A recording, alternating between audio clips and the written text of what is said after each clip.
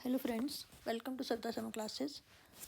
आज हम एक नया टॉपिक स्टार्ट करने वाले हैं, दैट इज़ कॉल्ड एंटोनिम या विलोम शब्द या विपरीतार्थक शब्द, जिनका मीनिंग बिल्कुल ऑपोजिट होता है। तो इसको भी हम प्रैक्टिस की फॉर्म में करेंगे, प्रैक्टिस एक्सरसाइज की फॉर्म में, जैसा कि आपके एग्ज़ाम में आता है। एक सेंटेंस में कोई एक वर्ड अंडरलाइंड होगा और फिर आपके पास 4 ऑप्शंस होंगी। चारों में से कोई एक जो होगी वो उस अंडरलाइंड वर्ड का ऑपोजिट मीनिंग होगा या फिर एंटोनिम होगा। इसको एंटोनिम नहीं बोलना है, एंटोनिम बोलना है। और आओ स्टार्ट करते हैं। First sentence, he was charged with abetting the murder of an innocent child. Charge with, उस पर दोष लगाया गया। अबेट होता है किसी को बढ़ावा देना, किसी को उकसाना। एक निर्दोष बच्चे के मर्डर के लिए उकसाने का उस पर चार्ज लगा, दोष लगा। अंडरलाइन वर्ड है अबेटिंग। तो अबेट का मीनिंग किस चीज़ को उकसाना या बढ़ावा देना। हमें चाहिए इसका ऑपोजिट। तो 4 हमारे पास ऑप्शंस हैं। हिंडर, हिंडर होता है रुकावट डालना। इंस्टिगेट, उकसाना। प्रमोट, बढ़ावा देना। सपोर्ट, साथ देना। तो ये क्लियर है कि अगर आपको चारों के मीनिंग आते हैं, अबेट का मीनिंग भी आता है, तो आप इसका आंसर आसानी से दे लेंगे, which is a, hinder. Hinder करना, रुकावट डालना, ना कि उसको और बढ़ावा देना। तो इससे आपको ये क्लियर होगा कि इस एक्सरसाइज में हम वोकेबलरी काफ़ी हमारी स्ट्रांग हो जाएगी अगर हर वर्ड का मीनिंग हम सीख लेते हैं। कई बार आप एलिमिनेशन के मेथड से भी चल सकते हैं अगर एक आध वर्ड का मीनिंग ना भी आता हो, लेकिन अगर सारे मीनिंग आते हों तो ये और भी इजी हो जाता है। सेकंड है, the visit of the vice chancellor has been deferred indefinitely. Defer होता है पोस्टपोन्ड, आगे बढ़ा दी गई है। इंडेफिनेटली, अनिश्चित काल के लिए वाइस चांसलर की विजिट को पोस्टपोन कर दिया गया है। इसमें है पोस्टपोन्ड, ये इसका सिनोनिम तो है लेकिन हमें चाहिए एंटोनिम, ऑपोजिट। पुट ऑफ भी टालना होता है, पोस्टपोन आगे बढ़ाना होता है। डिज़ॉल्व होता है किसी चीज़ को भंग कर देना, जैसे the meeting has been dissolved, Lok Sabha has been dissolved. लेकिन एक्सपीडाइटेड, एक्सपीडाइट होता है किसी चीज़ को तेज़ी से करना, पहले से उसकी स्पीड बढ़ाना। तो डेफर पोस्टपोन करना, आगे बढ़ाना, और एक्सपीडाइट जल्दी करना। तो this is your answer for this part, expedited, deferred, expedited. हम बात कर रहे हैं एंटोनिम की, ऑपोजिट वर्ड की। तो डेफर होता है पोस्टपोन करना, आगे बढ़ाना, थोड़ा लंबा डिले करना, और एक्सपीडाइट होता है उसको तेज़ी लाना। नेक्स्ट है, how dare you desecrate an idol of the temple. Idol होता है भगवान की मूर्ति। डेसिक्रेट होता है उसको अपवित्र करना, चाहे उसको खंडित करना, चाहे उसके ऊपर कुछ मल देना। Desecration, that is called. तो वर्ब है हाउ डेयर यू, तुम्हारी हिम्मत कैसे हुई इस मंदिर के एक मूर्ति को डेसिक्रेट करने की, उसे अपवित्र करने की। डिफाइल, गंदा करना। पोल्यूट, प्रदूषित करना। इम्पाइस, अपवित्र। और डीएफआई, डीएफआई होता है भगवान की तरह पूजा करना। तो डीएफआई पॉजिटिव वर्ड है और सारे के सारे डेसिक्रेट के तरह ही नेगेटिव वर्ड हैं। सो आपका ऑपोजिट वर्ड होगा डीएफआई।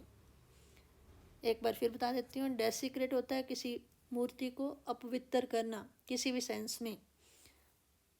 आपने कई बार सिखों के गुरुद्वारों में आजकल रिसेंटली ऐसे 1-2 इंसिडेंट्स हुए हैं जिनके बारे में न्यूज़ में भी आता रहा है। डिफाइल करना, किसी को गंदा करना। पोल्यूट करना, किसी को प्रदूषित करना। इम्पायस, इम्पायस तो वैसे भी नहीं होगा क्योंकि अगर जो वर्ब है तो उसका ऑपोजिट भी वर्ब की फॉर्म में होगा। इम्पायस जो है that is not a verb.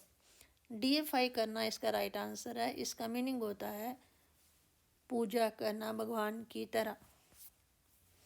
Next है, there exist rancour between the two brothers. दो भाइयों के बीच में रैंकर, रैंकर दुश्मनी कह लो, इल विल कह लो, या उनके विचार ना मिलना कह लो, कि उनके अंदर पॉजिटिव रिलेशन नहीं है। इसका ऑपोजिट क्या होगा? जो दोस्ती, तालमेल उसके बराबर, क्योंकि दुश्मनी है ये एनिमोसिटी। एनिमोसिटी होता है किसी के प्रति गुस्से की फीलिंग होना। डिवोशन श्रद्धा, एनमिटी, एनमिटी दुश्मनी। तो ना तो एनिमोसिटी हो सकता है ना एनमिटी हो सकता है। और यहाँ पर रैंकर है इल विल होना या एक दूसरे से ना बनना, तो यहाँ पर एग्जैक्ट होगा हार्मनी। हार्मनी होता है तालमेल होना, आपस में उनका अच्छा तालमेल है। रैंकर उनके अंदर नेगेटिव फीलिंग है, हार्मनी उनके अंदर पॉजिटिव फीलिंग है, तालमेल है। एनिमोसिटी नहीं हो सकता, उनके अंदर गुस्से की भावना है, वो भी नेगेटिव। एनमिटी दुश्मनी है, वो भी नेगेटिव। डिवोशन नेगेटिव तो नहीं है, लेकिन यहाँ पर फिट नहीं बैठता है श्रद्धा, तो हमारा आंसर होगा बी। नेक्स्ट है, born in squalid surroundings of the slums, she rose to stardom overnight. Slum झुग्गी झोंपड़ी का एरिया, सराउंडिंग वातावरण। स्क्वालिड होता है बहुत डर्टी या बहुत निगलेक्टेड सराउंडिंग्स। स्लम्स में वो पैदा हुई, वहाँ का वातावरण बहुत ही डर्टी था, बहुत ही निगलेक्टेड था, लेकिन उसके बावजूद she rose to stardom overnight. एक ही दिन में या एक ही रात में वो स्टार बन गई। हमें चाहिए स्क्वालिड का ऑपोजिट। स्क्वालिड अगर डर्टी की सेंस में है तो पॉजिटिव चाहिए, डर्टी तो नहीं आएगा। मीन घटिया भी नहीं आएगा, डिसऑर्डरली बेतरतीबी से वो भी नहीं आएगा। इसका ऑपोजिट होगा क्लीन। डर्टी का ऑपोजिट क्लीन। नेक्स्ट है, Mrs Mehra made fervent appeal to the members of the club to maintain unity. Mrs Mehra ने क्लब मेंबर से अपील की कि वो एकता बनाए रखें, लेकिन कैसी अपील? Fervent appeal. फर्वेंट होता है बड़े ही जोश के साथ, बड़े उत्साह के साथ, पूरी पैशन के साथ, फीलिंग के साथ। और उसका ऑपोजिट क्या होगा? एक्टिव तो नहीं हो सकता, क्योंकि ये भी पॉजिटिव वर्ड है। पैशनेट भी नहीं हो सकता, पैशनेट इसी का मीनिंग है फर्वेंट का। कोल्ड होता ठंडा, लेकिन यहाँ आएगा इम्पैसिव। इम्पैसिव का मीनिंग आपको पता होना चाहिए। इम्पैसिव होता है भाव शून्य, जिसके अंदर कोई भी फीलिंग ना हो। फर्वेंट होता है बहुत ज़्यादा जोश में, और इम्पैसिव बिल्कुल भी जोश नहीं, बिल्कुल भी फीलिंग नहीं, भाव शून्य। तो इसका आंसर होगा बी। नेक्स्ट है, you are advise to show clemency to the defeated enemy. Clemency होता है दया, पिटी। जो शत्रु हार गया है, आपको सलाह दी जाती है कि उसके प्रति आप सहानुभूति रखें, उस पर दया करें। तो इसका ऑपोजिट, मर्सी तो दया ही होती है, ये नहीं हो सकता। काइंडनेस भी दयालु होता है, वो भी नहीं हो सकता। लीनियंसी होता है किसी के साथ ज़्यादा कठोर व्यवहार ना करना। तो ये तीनों पॉजिटिव हैं। तो ये क्लीमेंसी के सिनोनिम तो हो सकते हैं, लेकिन हमें चाहिए एंटोनिम, ऑपोजिट। तो क्लीमेंसी का ऑपोजिट होगा केयरलेसनेस। केयरलेसनेस होता है हार्ड हार्टेड, निष्ठुर, जिसके अंदर कोई फीलिंग ना हो। निष्ठुर, बहुत ही हार्ड हार्टेड, ऐसा बिहेव करना दुश्मन के साथ। तो क्लीमेंसी का एंटोनिम होगा केयरलेसनेस। और भी वर्ड्स हो सकते हैं जो क्लीमेंसी के एंटोनिम के तरह यूज़ हो जाते हों, लेकिन हमें चुनना है इन चार ऑप्शंस में से तो इन चारों में carelessness is the closest word as antonym to clemency. Next है the board of directors showered encomium on the chairman for the liberal policies. Liberal उदारवादी। बोर्ड ऑफ डायरेक्टर्स ने चेयरमैन की बहुत ज़्यादा प्रेज की। एनकोमियम होता है प्रशंसा, उसकी उदारवादी पॉलिसीज़ के लिए। प्रशंसा का ऑपोजिट होगा निंदा। जेनरोसिटी तो होगा काइंडनेस, प्रेज प्रशंसा, ट्रिब्यूट श्रद्धांजलि, ये सारे पॉजिटिव हैं। हमें चाहिए निंदा का वर्ड, वो है डिनंसिएशन। डिनंसिएशन होता है किसी को क्रिटिसाइज़ करना, किसी को कंडेम करना, किसी की निंदा करना।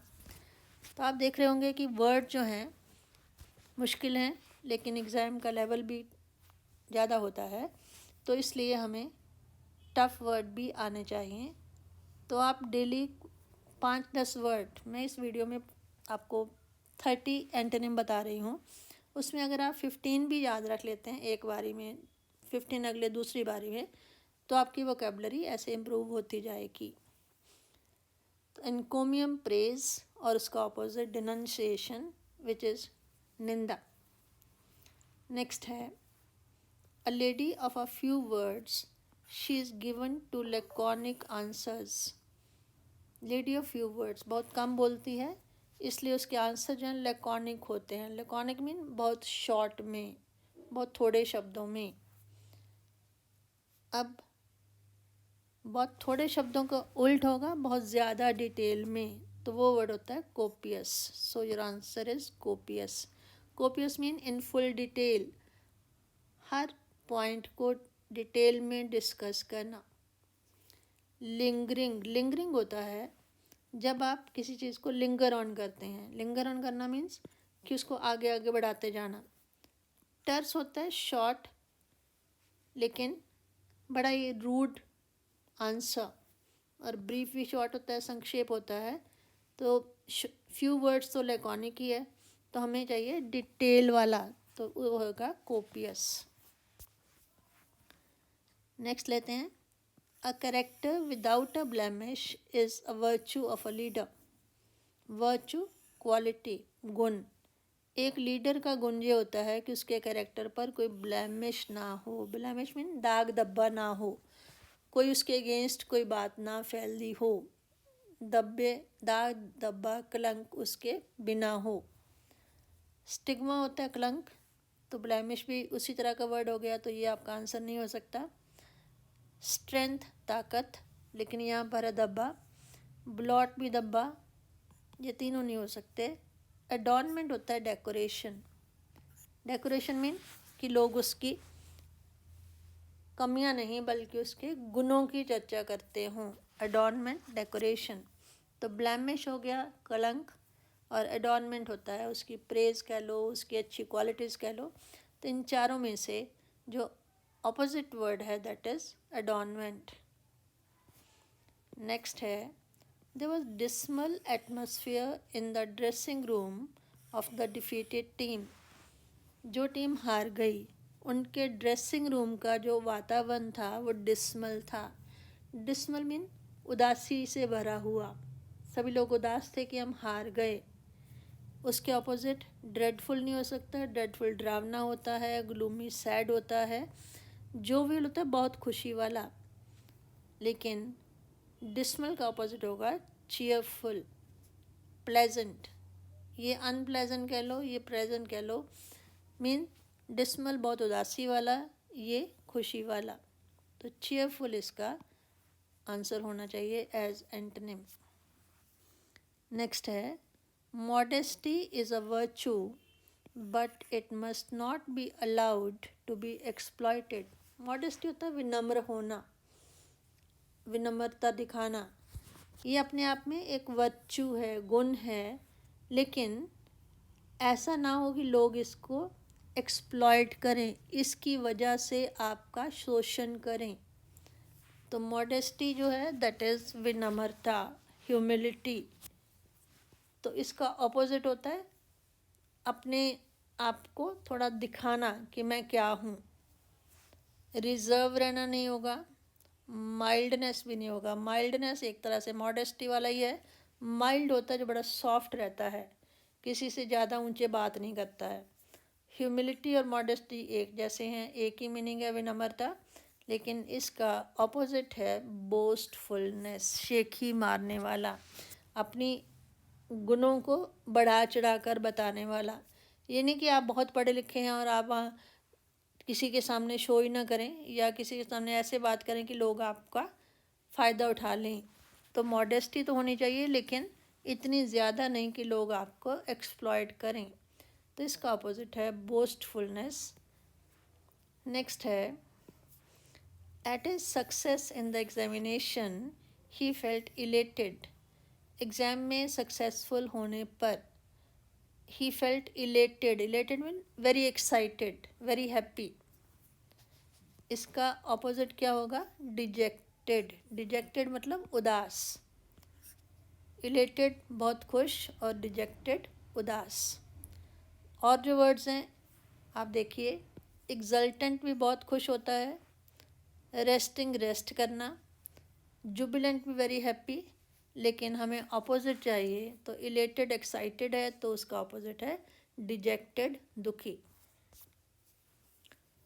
नेक्स्ट है, the minister was accused of indulging in nepotism. Accuse of, उस पर दोष लगा, मिनिस्टर पर दोष लगा, किसका? नेपोटिज्म। नेपोटिज्म होता है भाई भतीजावाद, दैट मीन कि अपने ही लोगों को बेनिफिट देना, पार्शियलिटी करना, दैट इज़ कॉल्ड नेपोटिज्म या भाई भतीजावाद। तो इसका ऑपोजिट होगा इम्पार्शियलिटी। पार्शियलिटी होता है किसी का पक्षपात करना, इम्पार्शियलिटी होता है किसी के साथ भेदभाव ना करना। तो नेपोटिज्म का ऑपोजिट इम्पार्शियलिटी। हेट्रेड नहीं होगा, हेट्रेड होता है नफरत। कंडेमनेशन होता है क्रिटिसिज्म। इनडिफरेंस होता है उदासीनता। लेकिन यहाँ पर पार्शियलिटी का उस पर दोष लग रहा है या लगा, तो उसका ऑपोजिट होगा इम्पार्शियलिटी, बिना किसी भेदभाव के, बिना पक्षपात के। नेक्स्ट है, the facts of the case were obscured by the speech of the defence council. Defence का जो वकील था, काउंसिल था, उसने जिस तरह से तथ्य रखे उससे केस obscure हो गया। obscure होता है नॉट क्लियर। उसकी बातों से, उसके तर्कों से केस में क्लैरिटी नहीं थी। तो इसका मतलब obscure नॉट क्लियर, तो इसका ऑपोजिट होगा clear. So this is clarified, that would be your answer. Reflect होता है शोक होना। इलस्ट्रेट होता है पिक्चर्स की सहायता से कुछ दिखाना। एग्जिबिट, एग्जिबिशन से बना है, वो भी शो करना। लेकिन obscure है नॉट क्लियर, उसका ऑपोजिट क्लियर। सो obscured का ऑपोजिट क्लैरिफाइड। नेक्स्ट है, it is not difficult to take note of his immaculate style of writing. Immaculate होता है बिल्कुल परफेक्ट, जैसे हैंड राइटिंग है तो very neat and clean hand writing. Immaculate जिसमें कोई फ्लॉ ना हो, फ्लॉ मीन त्रुटि ना हो, कोई कमी ना निकाल सके, इमैक्यूलेट परफेक्ट। स्टेन्ड नहीं हो सकता, स्टेन तो जिसमें धब्बे लगे हों। अनइवन जो बेतरतीब भी हो। इम्प्योर अपवित्र, तो क्योंकि इमैक्यूलेट है फ्लॉलेस, तो इसका ऑपोजिट होगा फ्लॉड, जिसमें कमियां हों। हमें यहाँ पर चार चार ऑप्शन दिए हैं, तो हमें वो देखना होता है कि सबसे क्लोज उस वर्ड के क्या आएगा as antonym, as opposite word. Immaculate अगर परफेक्ट है, फ्लॉलेस है, तो उसका ऑपोजिट होगा फ्लॉड, मीन कि जिसमें फ्लॉ है। Next, the research showed that the drug has pernicious effect on the health of patients. Research से ये पता चला है कि वो जो दवाई बनाई गई उसका पेशेंट की हेल्थ पे pernicious effect, pernicious mean evil या हार्मफुल, नुकसानदेह, परनिशियस नुकसानदेह है, तो जो हार्मफुल है उसका ऑपोजिट होगा बेनिफिशियल, जिसका लाभ हो। हार्मफुल जिसकी हानि हो, बेनिफिशियल जिसका लाभ हो।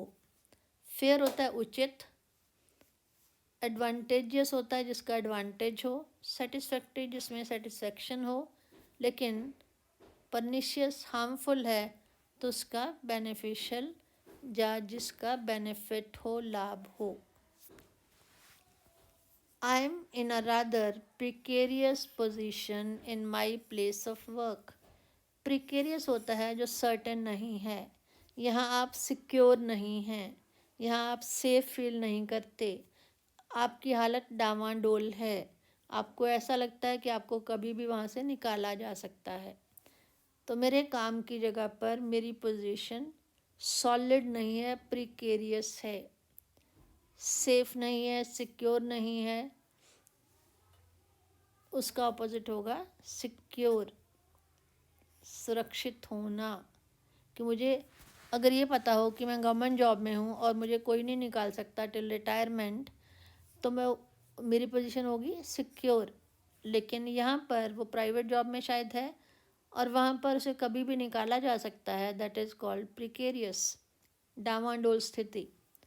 तो डामाडोल जो है वो उसका ऑपोजिट सिक्योर है, सीनियर तो नहीं है।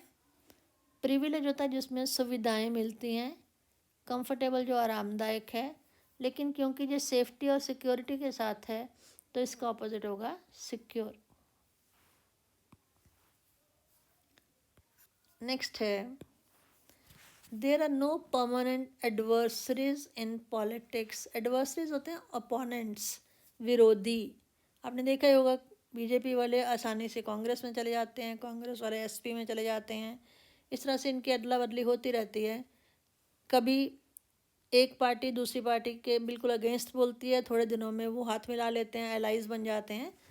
तो यह ऐसा कहा जाता है कि राजनीति में कोई भी परमानेंट दुश्मन नहीं होते, अपोजिट अपोनेंट नहीं होते। तो एडवर्सरी का अपोजिट होगा एलाइज। एलाइज होते हैं जो साथ मिलकर चुनाव लड़ते हैं। एसोसिएट साथी, कोलैबोरेटर्स ये बिजनेस के सेंस में होता है, कोलैबोरेट करना, आपस में मिलकर काम करना। पार्टनर, लाइफ पार्टनर भी हो सकते हैं, कोई और साथी हो सकते हैं, लेकिन पॉलिटिकल सर्कल में वर्ड चलता है एलाइज। अलायंस वर्ड आपने सुना होगा, जैसे बिहार में आरजेडी और जेडीयू वालों की अलायंस है, पहले बीजेपी और जेडीयू की अलायंस थी। तो एडवर्सरी का ऑपोजिट यहाँ पर होगा एलाइज। नेक्स्ट है, there are many anecdotes about his sister who is an imperious personality.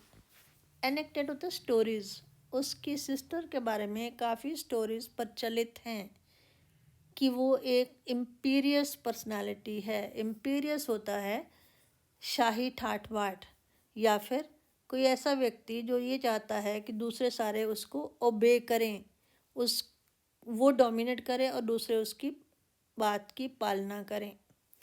तो उसका अपोजिट कैरेक्टरलेस तो नहीं हो सकता। पायस होता है पवित्र, वो भी नहीं हो सकता।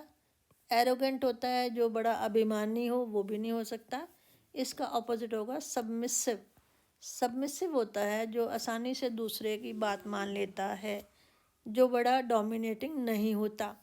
तो इम्पीरियस का ऑपोजिट होगा सबमिसिव। नेक्स्ट है, though aware of his crime he remained impenitent throughout. चाहे उसे अपने जुर्म के बारे में एहसास था, लेकिन वो पूरा समय इम्पेनिटेंट रहा। पेनिटेंट होता है जिसको किए का पछतावा हो, रिपेंटेंट होता है पछतावा करने वाला, लेकिन इम्पेनिटेंट होता है जिसको पछतावा ना हो। अपने जुर्म करने के एहसास के बावजूद वो हमेशा उसको कोई पछतावा नहीं था। तो नेचुरली उसका ऑपोजिट होगा रिपेंटेंट, जो पछतावा करता है। इम्पेनिटेंट, जो पछतावा नहीं करता। रिपेंटेंट, जो पछतावा करता है। तो एंटोनिम तो यही हो गया। और क्या वर्ड्स हैं? सॉरोफुल, जो दुखी है। हॉट हेडेड, जिसे आसानी से गुस्सा आ जाता है। पर्टिनेंट होता है जो पर्टिकुलर है या उचित है, प्रॉपर है। तो यहाँ पर हमारा मेन आएगा रिपेंटेंट। नेक्स्ट है, throughout the evening Rahul looked very doleful. पूरी शाम राहुल बड़ा डोलफुल लग रहा था। डोलफुल होता है बड़ा उदास, बड़ा डिजेक्टेड, बड़ा डिप्रेस्ड। तो उसका अपोजिट होगा चीयरफुल, बड़े अच्छे मूड में। डोलफुल अगर उदास है, डिप्रेस्ड है, तो उसका ऑपोजिट होगा चीयरफुल। सो इसका आंसर होना चाहिए पार्ट बी। अग्रेसिव होता है जो बड़ा आक्रामक हो, वो इसका आंसर नहीं है। टायर्ड, थका हुआ। इन्वॉल्व होता है जो हर चीज़ में शामिल हो, पूरी तरह से अपने आप को उसमें इन्वॉल्व करे। लेकिन डोलफुल उदास, तो चीयरफुल खुश। नेक्स्ट लेते हैं, there is not a trace of vanity in his behaviour. Vanity होता है प्राइड, अभिमान, घमंड। तो उसके बिहेवियर में बिल्कुल भी घमंड नहीं है। तो इसका ऑपोजिट क्या होना चाहिए? एरोगेंस होता है घमंड, ये नहीं होगा। सेल्फलेसनेस होता है जो निस्वार्थ है, वो भी इसका ऑपोजिट नहीं है। डिग्निटी होता है बड़ी ग्रेसफुल बिहेवियर, वो भी इसका नहीं है। इसका आंसर होगा मॉडेस्टी। मॉडेस्टी विनम्रता। वैनिटी घमंडी, घमंड होने वाला, और मॉडेस्टी विनम्रता रखने वाला। ये दोनों ही नाउन हैं, तो इसलिए ये घमंड हो गया और मॉडेस्टी हो गया विनम्रता। They appeared the stranger warily, sorry approached the stranger warily. Warily होता है बड़े सतर्क होकर, बड़े कॉशियसली। तो जो अजनबी था उसकी तरफ वो आगे तो बढ़े, लेकिन थोड़ा सतर्क रहते हुए। सस्पिशियसली भी उसी तरह का वर्ड है कि थोड़ा उस पर शक करते हुए। कॉशियसली भी वही वर्ड है कि उसकी तरफ थोड़ा ध्यानपूर्वक जाते हुए। केयरफुली भी वही है कि बड़ा ध्यान रखते हुए। लेकिन इसका ऑपोजिट होगा केयरलेसली, बेपरवाह तरीके से। वेरली बड़े ध्यानपूर्वक, बड़े चौकन्ने रहकर, और केयरलेसली बिना किसी परवाह किए हुए। तो इसका आंसर क्या होना चाहिए? इसका आंसर है केयरलेसली। नेक्स्ट लेते हैं, the forwards of the football team made sporadic raids into the opponents territory. Sporadic होता है रुक रुक कर, लगातार नहीं, कभी कभार, बीच बीच में। तो फुटबॉल टीम के जो फॉरवर्ड्स थे, फॉरवर्ड आगे खेलने वाले थे, उन्होंने रेड तो की ओपोनेंट, उनका जो विरोधी टीम थी उसके एरिया में जाकर, लेकिन लगातार रेगुलर नहीं की, स्पोरेडिक मतलब रुक रुक कर की। तो इसका ऑपोजिट होगा फ्रीक्वेंट, बार बार, थोड़ी थोड़ी देर बाद। रेयर होता है बहुत कम। शार्प होता है तीखा। कोऑर्डिनेटेड होता है आपस में तालमेल के साथ। लेकिन यहाँ पर वर्ड है स्पोरेडिक, तो इसका ऑपोजिट होगा frequent. She paid special attention to those women who had succumbed to poverty. उसने उन औरतों का ख्याल ज़्यादा रखा जिन्होंने पॉवर्टी से लड़ना छोड़ दिया था, जब पॉवर्टी के आगे घुटने टेक दिए थे। स्कम्ब होता है to stop fighting against something, किसी चीज़ के सामने लड़ने से हट जाना। जैसे कई बार हम बोलते हैं स्कम टू इंजरीज, इंजरीज के आगे उसने स्कम कर दिया, वो उसकी डेथ हो गई। तो यहाँ पर स्कम टू पॉवर्टी, कि उन्होंने गरीबी से लड़ने छोड़ दिया। तो स्कम का मीनिंग होगा, जैसे सरेंडर करना भी वही वर्ड है, घुटने टेकना। गिव अप, छोड़ देना, ये भी नहीं होगा। डिमांड करना ये भी नहीं होगा, इसका ऑपोजिट होगा ओवरकम। ओवरकम काबू पाना, स्कम्ब लड़ना ही छोड़ देना और ओवरकम उस पर कंट्रोल करना। सो ओवरकम आपका ऑपोजिट वर्ड है। The booking clerk look very grumpy. Grumpy होता है बहुत ही अनप्लेजेंट बिहेवियर करने वाला। सरली, सरली होता है असभ्य, अनसिविलाइज्ड। प्लेजेंट बड़े अच्छे मूड में, एफिशिएंट बड़े योग्य तरीके से, ऑनेस्ट ईमानदारी से। तो इसका आंसर क्या होना चाहिए? प्लेजेंट। ग्रम्पी बड़ा अनप्लेजेंट वे में बात करना, किसी के साथ अनसिविलाइज्ड वे में बात करना, और प्लेजेंट अच्छे ढंग से बात करना। नेक्स्ट है I was deeply affected by his urbane behaviour. Urbane होता है शिष्ट व्यवहार, बहुत बढ़िया व्यवहार। मैं बहुत इम्प्रेस हुआ उसके अर्बेन बिहेवियर से। अर्बन से वर्ड नहीं बना है, अर्बन और रूरल आपको गलती लग सकती है, लेकिन अर्बेन का मीनिंग होता है शिष्ट व्यक्ति। शिष्ट मीन जिसका व्यवहार बहुत अच्छा है। तो इसका ऑपोजिट वर्ड रूरल नहीं हो सकता। इनडिफरेंट होता है उदासीन होना, बिल्कुल इंटरेस्ट ना लेना। अनसिम्पैथेटिक भी नहीं हो सकता, क्योंकि अर्बेन शिष्ट है तो उसका ऑपोजिट होगा rude, rude behaviour, rough behaviour. So this is your answer. Next है द जज thought that the offence was deliberate. Deliberate जानबूझकर, सोच विचार कर। नेग्लिजिबल होता है जिसको निगलेक्ट किया जा सके। कैजुअल होता है नॉट सीरियस। अनइंटेंशनल ये इसका ऑपोजिट होगा। डिलिबरेट होता है जानबूझकर, सोच विचार कर, और अनइंटेंशनल होता है जो बिना सोचे विचारे, बिना इरादे के, कई बार अचानक गुस्सा आता है और आदमी दूसरे को मार देता है या कोई नुकसान पहुंचा देता है, दैट इज़ अनइंटेंशनल। और डिलिबरेट होता है जो जानबूझकर, सोच विचार कर किया जाए। लेजिटिमेट होता है कानूनी तौर पर सही। तो यहाँ पर आपका आंसर होगा पार्ट सी। नेक्स्ट है some democratic countries believe in racial segregation.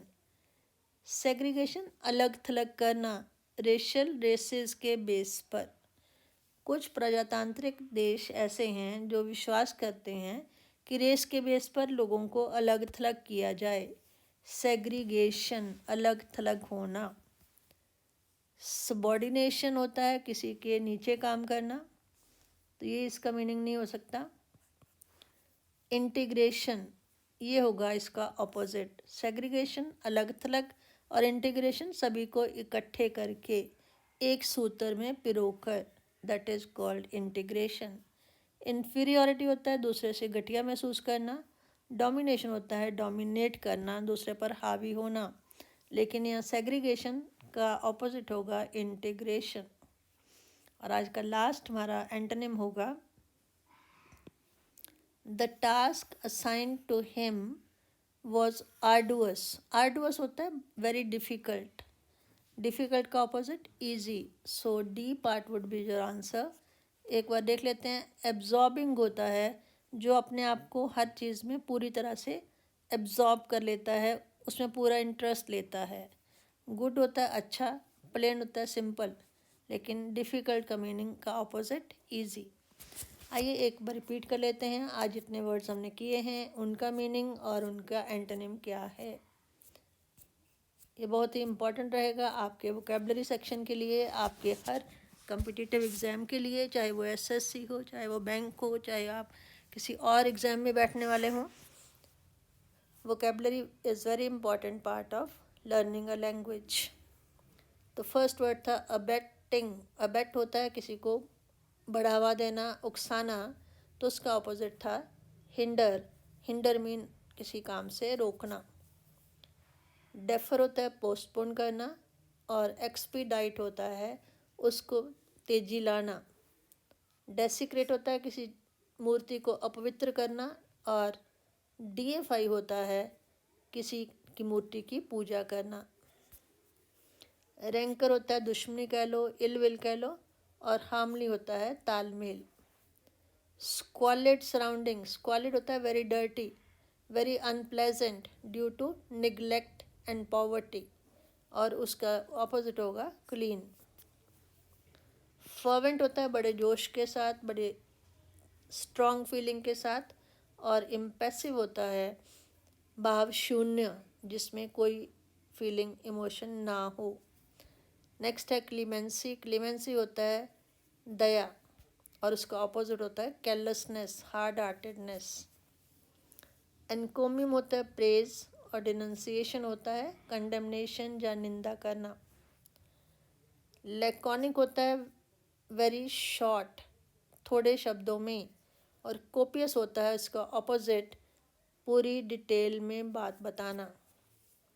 Blemish होता है ब्लैक स्पॉट, कोई धब्बा, कोई कलंक, और एडॉर्नमेंट होता है डेकोरेशन या किसी की प्रशंसा। डिस्मल एटमॉस्फेयर, डिस्मल बड़ा दुखदाई, बड़ा उदासी भरा, बड़ा डिप्रेशन वाला, और उसका ऑपोजिट चीयरफुल, खुशी वाला। मॉडेस्टी, विनम्रता, और बोस्टफुलनेस, अपनी बात को बढ़ा चढ़ा कर बताना, शेखी मारना। नेक्स्ट था इलेटेड, इलेटेड होता है वेरी एक्साइटेड, बड़ा खुशी के मूड में, और डिजेक्टेड होगा निराशा के मूड में। नेपोटिज्म, किसी का पक्षपात करना, भाई भतीजावाद इसको हिंदी में बोलते हैं। पार्शियलिटी करना, और इसका ऑपोजिट है इम्पार्शियलिटी, किसी के साथ पक्षपात ना करना। ऑब्स्क्योर होता है नॉट क्लियर, और क्लैरिफाइड, क्लियर किया। इमैक्युलेट होता है परफेक्ट, विदाउट एनी फ्लॉ, और इसका ऑपोजिट फ्लॉड, जिसमें फ्लॉज हों। फ्लॉ मीन कमियाँ। नेक्स्ट था परनिशियस, परनिशियस का मीनिंग हार्मफुल या इविल, और उसका ऑपोजिट था बेनिफिशियल, लाभदायक। प्रिकेरियस, जिसकी स्थिति डावाडोल है, जो सॉलिड पोजीशन में नहीं है, जो सेफ नहीं है, और उसका ऑपोजिट सिक्योर। एडवर्सरी होते हैं दुश्मन या ओपोनेंट, और एलाइज होते हैं साथी। इम्पीरियस ऐसा व्यक्ति होता है जो दूसरों को डोमिनेट करना चाहे, जो चाहे कि हर कोई उसकी आज्ञा का पालन करे, और सबमिसिव होता है जो हर एक के बात को मान ले, ज़्यादा डोमिनेट ना करे। नेक्स्ट था इम्पेनिटेंट, इम्पेनिटेंट होता है जो रिपेंटेंट ना हो, जिसको पश्चाताप ना हो, और उसका ऑपोजिट था रिपेंटेंट।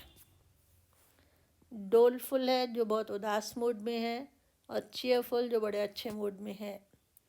वैनिटी, प्राइड होता है, अभिमान होता है। मॉडेस्टी होता है विनम्रता। वेरली, बड़े सोच विचार कर, बड़े चेतन होकर, और केयरलेसली, बिना सोचे विचारे। स्पोरेडिक था रुक रुक कर, और फ्रीक्वेंट, अक्सर, बार बार, थोड़ी थोड़ी देर बाद। स्कम्ड होता है to stop fighting against something, और ओवरकम होता है टू कंट्रोल समथिंग।